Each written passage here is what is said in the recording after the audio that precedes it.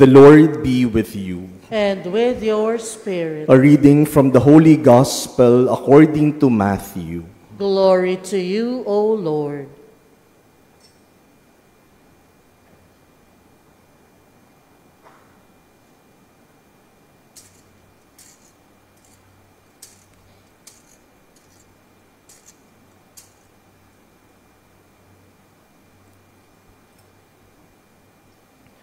John the Baptist appeared, preaching in the desert of Judea and saying, "Repent, for the kingdom of heaven is at hand."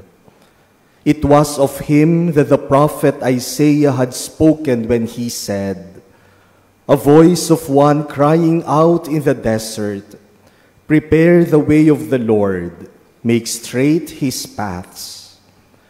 John wore clothing made of camel's hair and had a leather belt around his waist. His food was locusts and wild honey. At the time, Jerusalem, all Judea, and the whole region around the Jordan were going out to him and were being baptized by him in the Jordan River as they acknowledged their sins. When he saw many of the Pharisees and Sadducees coming to his baptism, he said to them, "You brood of vipers, who warned you to flee from the coming wrath? Produce good fruit as evidence of your repentance, and do not presume to say to yourselves, 'We have Abraham as our father.' For I tell you, God can raise up children to Abraham from these stones. Even now, the axe lies at the root of the trees. Therefore, every tree that does not bear good fruit will be cut down and thrown into the fire. I am baptizing you with water for repentance, but the one who is coming after me is mightier than I am not worthy to carry his sandals. He will baptize you with the Holy Spirit and fire. His winnowing fan is in his hand. He will clear his threshing floor and gather his wheat into his barn. But the chaff he will burn with unquenchable fire."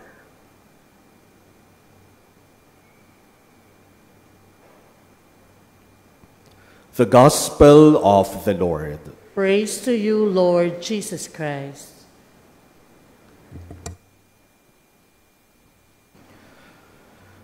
My dear brothers and sisters, Advent rests on the promise that the Lord is coming. And that is the reason why we are waiting. Because the Lord is sure to come. Ang panahon ng Adbyento ay panahon ng paghihintay dahil nangako ang Diyos na siya ay darating. Kaya tayo naghihintay kasi darating siya. Kaya nga lang, ang paghihintay ay isang bagay na ayaw nating lahat. Sino ba naman sa atin ang gustong-gustong naghihintay? Marami sa atin ayaw ng naghihintay at ayaw ng pinaghihintay. Kapag tayo'y pinaghihintay, nauubos ang pasensya natin. At kapag naubos ang pasensya natin, umiinit ang ulo natin. At kapag mainit na ang ulo natin, madali na tayong magalit. Lalong-lalo na po sa panahon ngayon, Christmas rush. Hindi mo talaga maiiwasan na maghintay. Magbabayad ka lang ng pinamili mo, mahaba ang pila sa cashier. Habang nakapila, silip ka ng silip. Ang bagal kasi ng cashier. Nakikipagkwentuhan pa kasi. Umiinit ang ulo. Pagdating sa harapan ng cashier, papagalitan pa yung cashier. O kaya, paghahanap ng parking. Ako, kailangan ng pahabang pasensya sa panahon ngayon para ka makapag-park. But if we know that what we are waiting for is sure to come, then there is sense to our waiting. And that is Advent. We joyfully wait because the Lord will come. And that is for sure. And when the Lord comes, He brings with Him many beautiful things for us. When the Lord comes, He brings with Him better things for our life. And our readings this second Sunday of Advent tell us one of the beautiful things that will happen when the Lord comes. Our readings this Sunday assure us that when the Lord comes, He will bring with Him order, harmony, and peace to our world that is in chaos, and to our lives that are often disordered and lost. Pagdating ng Panginoon, dadalhin niya ang kaayusan, pagkakasundo, kapayapaan sa mundong hati-hati at sa ating buhay na kalat-kalat. Our first reading today gives us one of the most astonishing visions in the whole Bible. The prophet Isaiah tells us that on the day of the Lord, on the day when the Lord comes, there will be peace and harmony among nations. Wala nang digmaan. Wala ng mga bansa na nais kupkupin ang ibang bansa. Wala ng pag-aaway-away. Magkakaroon na ng pagkakasundo at kapayapaan. There will be harmony in the world. And Jesus and the Savior will establish a harmony so deep that even nature reveals it. Kaya sabi ni Prophet Isaiah sa ating unang pagbasa, on that day when the Lord comes, He will bring harmony among nations. He will bring harmony on earth, so much so that even predators and prey can live together. The wolf with the lamb, the leopard with the kid, the calf and young lion. Sa ngayon po, hindi natin pwedeng pagsamahin ang mga hayop na ito. Sasaktan ng mas malakas yung mas mahinang hayop. Pero pagdating ng Panginoon, magkakaroon ng kapayapaan. Wala ng panganib at pangamba kahit ang mga hayop hindi na mag-aaway-away at sasaktan ang bawat isa. Wala ng panganib sa mundo. So much so that the prophet Isaiah even tells us, the baby shall play by the cobra's den. Maglalaro ang baby sa malapit sa mga kobra at hindi nakakatakot. Walang panganib dahil may kapayapaan sa lahat. Oh, how we desire this kind of harmony and order in our days. Alam po natin kung gaanong may maraming kaguluhan sa ating mundo, maraming kaguluhan sa ating bansa.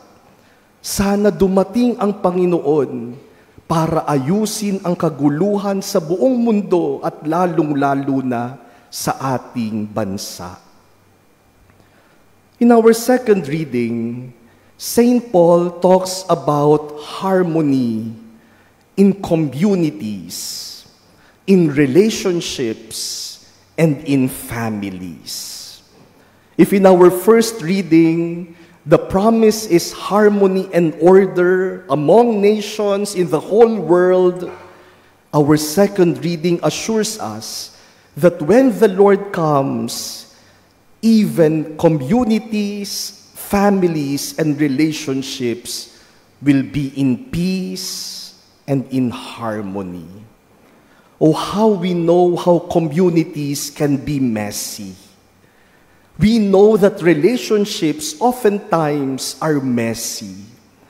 We know that family life can be chaotic. But when the Lord comes and becomes part of our communities, of our relationships, and of our families, He will bring order and harmony. Kahit sa ating mga ugnayan sa bawat isa, kapag dumating ang Panginoon, lalagyan niya ng ayos at katahimikan. Don't we all want this? Alam naman po natin na ang ating ugnayan sa bawat isa, kadalasan magulo. If you engage in a relationship, hindi naman yan harmonious through and through. Malubak yan, magulo yan, pasikot-sikot, masalimuot ang relationships. At ganun din sa pamilya.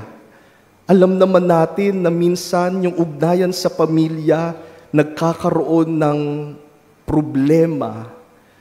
Hindi matiwasay ang ating mga ugnayan sa pamilya. Minsan nakatira tayo sa isang bahay, hindi tayo nag-uusap, hindi tayo nagpapansinan. There is disorder and chaos even in our families. St. Paul tells us, when the Lord comes, He will bring with Him peace, unity, and harmony in our communities, relationships, and in our family. Allow the Lord to come, and He will make things better for you. And in our gospel, we are presented with the prophet of Advent, St. John the Baptist, whose mission is to prepare the people for the coming of the Lord. And St. John the Baptist speaks into the chaos of the human heart. The chaos in the human heart brought about by sin, by resentment, by anger, by hatred, by our scattered principles and priorities, the chaos in our hearts brought about by grief, by loneliness, by guilt. And St. John the Baptist invites us, repent. What is repentance? Repentance is asking God to order the disorders in our lives. Repentance is to ask God to bring harmony to our chaotic lives. Kasi po yung kasalanan, nagpapagulo yan sa buhay natin. Hindi ba kapag may ginawa tayong masama, may ginawa tayong mali, hindi naman tayo mapanatag? Wala tayong peace of mind. Wala tayong kapayapaan sa puso. Nagigilty tayo. Troubled tayo. And so St. John the Baptist says, repent so that you will be at peace. When we repent, God will reorder our disordered lives. My dear brothers and sisters, that is the assurance given to us by the Advent season.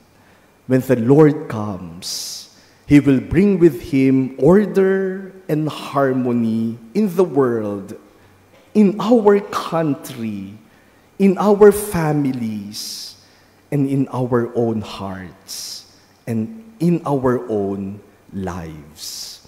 Let us hold on to that promise of the Lord. Let us allow the Lord to come to bring our longed-for harmony and order and peace.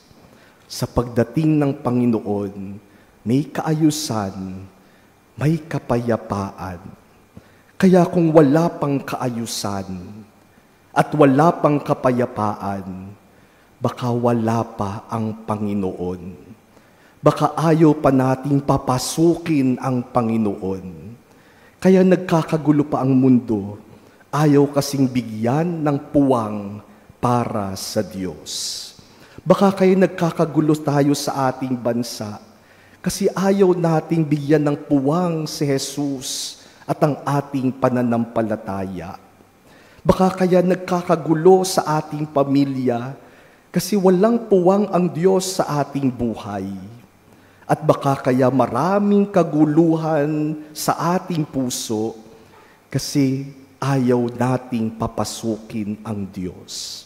Allow Jesus to come and He will bring with Him order and harmony. Today we ask ourselves, where are the chaos of my life? Saan ba maraming bali-baliko? Saan ba maraming lubak-lubak sa aking buhay? Where are the chaos of my life? And where do I need God to bring order and harmony? But you know, my dear brothers and sisters, the problem is, many times we get so used to disorder and chaos. That is why we already refuse order and harmony. Kinakasanayan na natin yung gulo, kaya ayaw na natin ng kaayusan. Kinakasanayan na natin yung hindi pagkakasundo-sundo, kaya ayaw na natin makipagkasundo. Sasabihin natin, wala naman talagang mangyayari sa mundo. Wala naman talagang mangyayari sa bansa natin. Palagi na lang magulo. Sa pamilya, sasabihin natin, ganyan naman talaga. Wala akong magagawa. Talagang magkakaaway kami. Hindi na kami magkakasundo-sundo. At sa ating sariling buhay, kinasanayan na natin yung gulo. Kahit wala tayong kapayapaan, okay na lang. Sanay na ako, ganyan talaga ang buhay ko. We get so used to disorder that we refuse order. We get used to chaos that we refuse harmony. Alam niyo po, my first assignment as a priest was to be the secretary of Cardinal Gaudencio Rosales, who was then Archbishop of Manila. I worked with him for 7 years until he retired in 2011. And today, I wish to reveal to you one of the best-kept secrets of Cardinal Rosales. Alam niyo po, kapag pumasok kayo doon sa kanyang opisina, lalong-lalo na kapag nakita ninyo yung working table niya, nako, chaotic. Yung lamesa niya, bundok ang mga papel at mga libro. Talagang nakakalat doon sa lamesa. Sa paligid ng lamesa, nakakalat din mga envelopes, folders, lahat nasa paligid, napakagulo. Kaya minsan sabi ko sa kanya, Eminence, gusto niyo ho bang ayusin ko yung working area ninyo? Sabi niya sa akin, wag! Kapag inayos mo yan, malilito na ako. Kasi sanay na ako na ganyan yan. Sabi niya, yan ang disordered order. Sa akin, maayos yan. At totoo naman, maayos nga para sa kanya. Kasi kapag may tinanong ka na gamit o papel, alam niya kung saan niya huhugutin. Kapag inayos nga namin, malilito siya kung nasaan niya naipasok yung mga papel na iyon. Well, sometimes, life is like that. We get so used to disorder that sometimes even disorder is already order for us. Kapag nasanay tayo sa gulo, darating ang araw kahit na yung magulo, ang tingin natin maayos. Kaya ayaw na natin ng maayos. Ayaw na natin ng malinis. Ayaw na natin ng may kapayapaan kasi sanay na tayo sa gulo, sa dumi, at sa maraming hidwaan. My dear brothers and sisters, Jesus is the Prince of Peace. And our God is a God of order. Kaya kapag wala pang kapayapaan, wala pang pagkakasundo, wala pang kaayusan, tiyak wala pa ang Diyos dyan. Let us allow Him to come in. Let us invite Him to be part of our lives, of our family, of our country, and of the whole world. For only He can turn our disorder to order. Only Jesus can turn our chaos into harmony. Only Jesus can turn our turmoil into peace.